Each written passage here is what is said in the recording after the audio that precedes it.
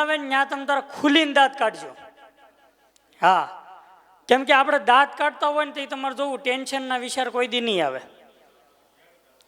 આમાં કોઈ દી કોઈને એવું બન્યું કે દાંત કાઢતા કાઢતા એવો વિચાર હાલે 20 તારીખે હપ્તો ભરવાનો છે લા એ, આવું કોઈ દી નહીં બને. કેમ કે દાંત કાઢતા હોય ને એટલે માઇન્ડ આપણું ઝીરો ગ્રેવિટી થઈ જાય.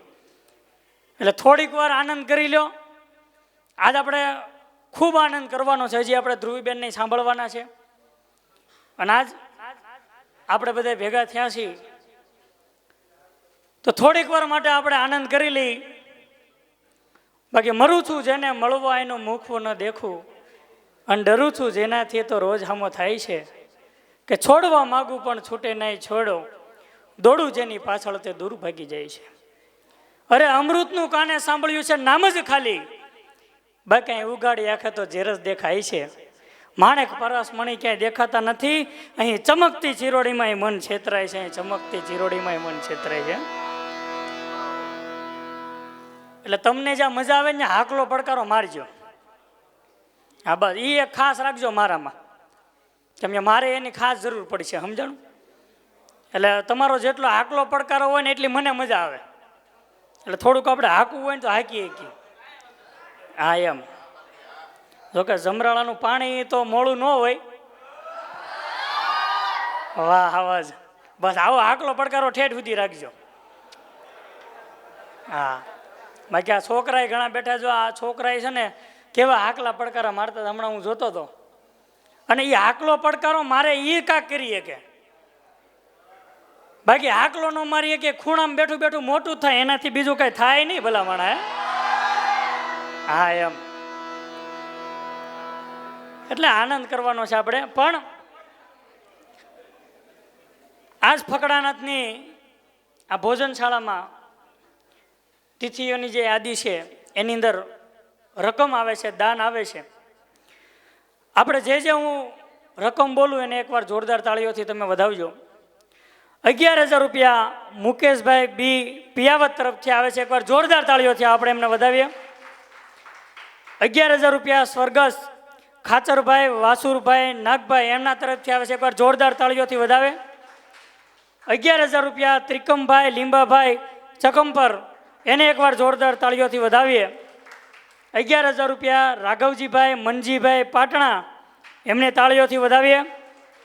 11,000 રૂપિયા નારણભાઈ ઝવેરભાઈ બોગરા હળિયાદ, એના તરફથી આવે છે. એકવાર જોરદાર તાળીઓથી વધાવીએ.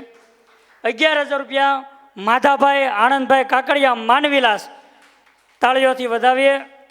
11,000 રૂપિયા સ્વર્ગસ્થ રામજીભાઈ જાદવભાઈ ખૂટ માનવિલાસ, એમના તરફથી આવે છે. તાળીઓથી વધાવીએ.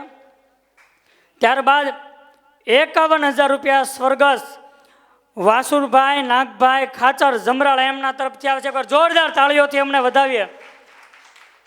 51,000 રૂપિયા વિનોદભાઈ શેઢાભાઈ નાગલા, એમને જોરદાર તાળીઓથી વધાવીએ.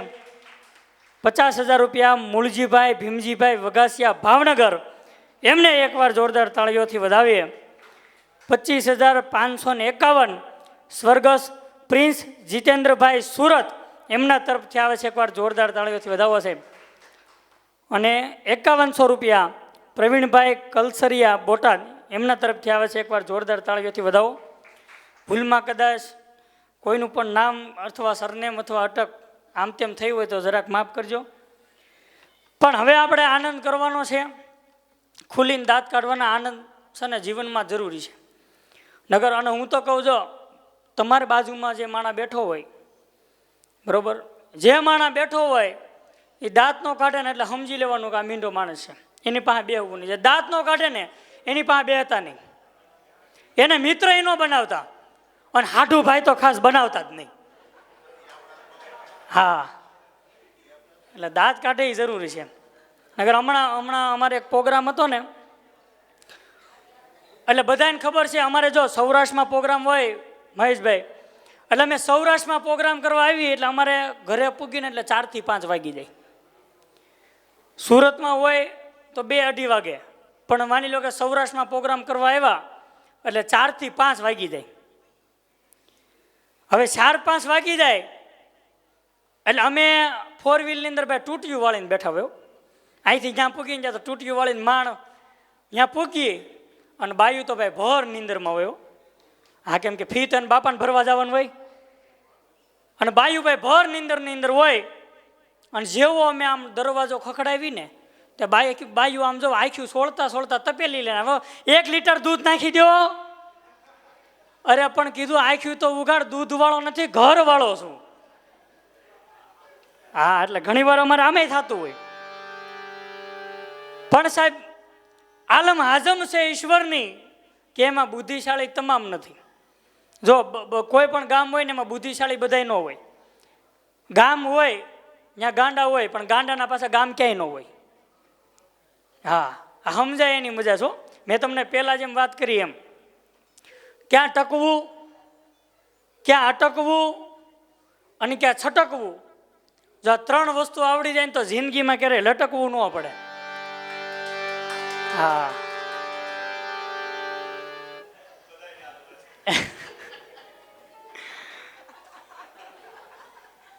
એટલે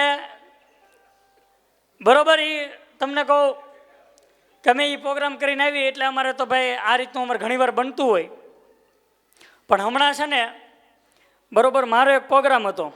હમણાં અમે અહીંથી આવતા હતા ને રસ્તામાં, એટલે અમારો પ્રોગ્રામ હતો. પહેલાં અમારે મુંબઈ પહેલાં આગળ પ્રોગ્રામ હતો, તો હું પ્રોગ્રામ કરી ત્યાંથી બરોબર પાછા આવતા હતા રિટર્ન. એટલે કીધું મુંબઈ થોડુંક કામ છે એટલે જતાવી. એટલે કીધું મુંબઈ ગયા અમે. આમ બીજું કંઈ કામ નહોતું જોકે, પણ રિલેટિવ હતા એટલે કીધું મળતા આવી એમ. હા, બીજું ન સમજતા. એટલે ત્યાંથી બરોબર મુંબઈમાંથી અમે રિટર્ન આવતા હતા સુરત બાજુ. એટલે બરોબર પોલીસવાળાએ ઊભી રાખી. એટલે પોલીસવાળાએ ઊભી રાખી એટલે ઓલો ડ્રાઈવરને પૂછ્યું વાહે શું છે ડિક્કીમાં. એ કે સાહેબ પેટી છે. એ હું કીધું કે પેટી છે. ઓન ઓલાને સીધો બહાર બોલાવીને એક નાખ્યો દંડો. કેટલી પેટી છે? સાહેબ એ તો આખી પેટી છે. ઓન ઓલાને 2 હોટા માર્યા હો. તો ભડીંગદારાનો અવાજ આવ્યો ને એટલે હું બહાર ગયો. મેં સાહેબ હું છું? એ કે આ તમારો ડ્રાઈવર એમ કહે છે કે અંદર પેટી છે. મેં કીધું સાહેબ પેટી છે એ ઓલી પેટી નહીં. મેં કીધું અમારું હાર્મોનિયમ છે ને એને અમે પેટી કહીએ છીએ. એટલે સમજણ છે ને એ જીવનમાં જરૂર છે. ઘણી વાર ઊંધું સમજાઈ જાય ને તો એ લોસો લાગી જાય. અને હકીકત જો અમે આ ગામડે પ્રોગ્રામ કરવા આવીને એટલે મારા ઘરના એ આજ સુધીમાં મને મૂકીને કોઈ દી ખાધું નથી. સ્ત્રી છે ને સાહેબ એ સંઘર્ષ બહુ કરે જીવનની અંદર. હા, સ્ત્રી છે એ જીવનની અંદર સંઘર્ષ બહુ કરે.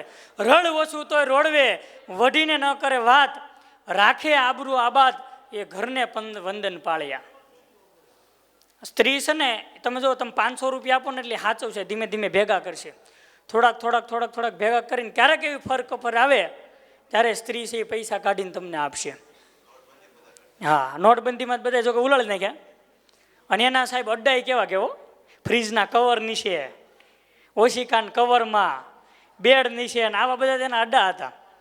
અને હું તો કહું આ બધા એમ કહે ને કે બાયુની બુદ્ધિ છે એ પગની પાની હોય, તો હું તો કહું પાણી હશે ને એ સારી વાત છે. જો મગજમાં આપી હોત ને તો આપણા એકેના ઠેકાણા ન રહેત. હા, હવે વિચાર કરો, જો પાણી આપી છે તો આપણે આવી હાલત છે, તો મગજમાં આપી હોત તો શું હાલત થાય? લગ્ન થઈને આવે આપણી ઘરે એટલે તમે જુઓ એ એમ કે આ રૂમ મારો, આ ઘર મારું, આ બેડરૂમ મારો, આવી બધી વસ્તુ કે આપણે ક્યારેક હાહારાને ઘરે જઈને કહેજો અમારે બાથરૂમ મારું. આ સીધો ખોબો ઉપાડે લઈ શકે નહીં. હા, એટલે ઘણી વાર આવું થાય. પણ સ્ત્રી છે ને સંઘર્ષ બહુ કરે. સાહેબ મારા વાઈફ છે, હું ગમે એટલા વાગે, મારા સુરતમાં કદાચ પ્રોગ્રામ હોય 2-3 વાગે, તો મને મૂકીને કોઈ દી ખાધું નથી એણે. આજ સુધીમાં કોઈ દી નહીં. સુરતમાં પ્રોગ્રામ હોય 2-3 વાગે તો કોઈ દી ખાધું નથી. અને સૌરાષ્ટ્રની અંદર માની લો કે પ્રોગ્રામ હોય, સૌરાષ્ટ્રની આખી વાત અલગ છે.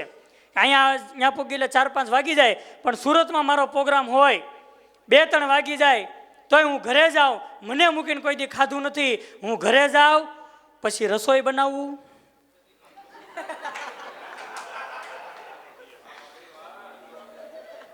હા આમાં સમજાય એની મજા છો. અડધું અહીંયા અડધાને સમજાય ને અડધાને બધાને ઉપરથી જાય. અને અડધા છે ને કાલ બાથરૂમમાં દાંત કાઢશે. હા હા હાલે લે આણે આ કીધું તું એ કે.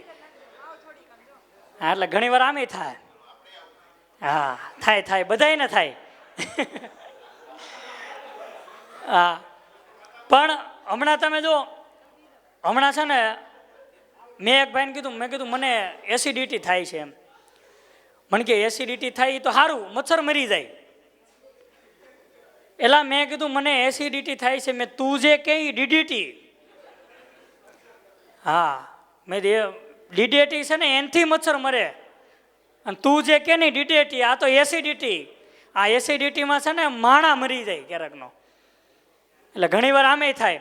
પણ સાહેબ આપણે પહેલાં તમે જો ગામત્રા કરવા આપણે જતા, ગામત્રા કરવા જતા એટલે પહેલાં ઘોડિયું લઈને જતા, અને ઘોડિયુંને એવા સપાકરા હતા. ઘોડિયુંના નામ 36 પ્રકારની ઘોડિયું હતી કે પીરાણી તાજણી ઢેલ હેમણ માણ કે પટ્ટી નોરાળી હિરાળી મંગી ખોલ બન બાદલી રોશલી રેડી સિંગાળી સોગાળી તેરી છપરો વાંગડી જેની છાની છમ ઢાલ ડાબડી ભૂતડી રેશમ કેશમ લખટ મુજ લખી વાંદરી લાલ ગટારી હમાર મણી રમી હરબીને લાજ મોકા ફૂલ વારી ધરા હોર એવા તરંગા ઉલાર.